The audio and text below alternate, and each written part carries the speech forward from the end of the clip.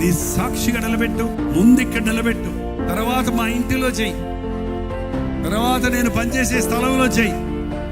తర్వాత నాకు ట్రాన్స్ఫర్ వచ్చిన స్థలంలో చెయ్యి, తర్వాత నాకు పోస్టింగ్ వచ్చిన స్థలంలో చెయ్యి, తర్వాత నేను వెళ్ళే దేశంలో చెయ్యి, నేనున్న ఫ్యాక్టరీలో చెయ్యి, నేనున్న కాలేజీలో, నేనున్న హాస్టల్లో, నేనున్న డిపార్ట్మెంట్లో,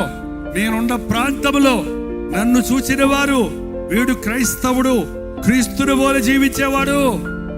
ఇతనికి క్రీస్తు తోడున్నాడు, ఇతడు రోష కలిగి జీవిస్తాడు, ఇతడు మద్యపానాన్ని ముట్టడు, ఇతడు దొంగలెక్కడు రాయడు, ఇతడు అబద్ధాలు ఆడడు, ఇతడు మోసాలు చేయడు, వీరి దేవుడు పరిశుద్ధుడు,